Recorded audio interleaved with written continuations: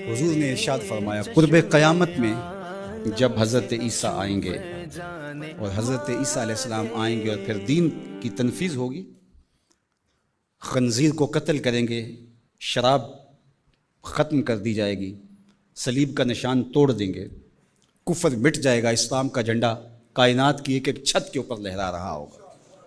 जब हुजूर का दीन पूरी दुनिया के ऊपर गालिब होगा तो हुजूर फरमाया, वल्लज़ी नफ्सी बियदिही, फरमाया मुझे कसम है उस रब की जिसके कब्ज़े में मेरी जान है।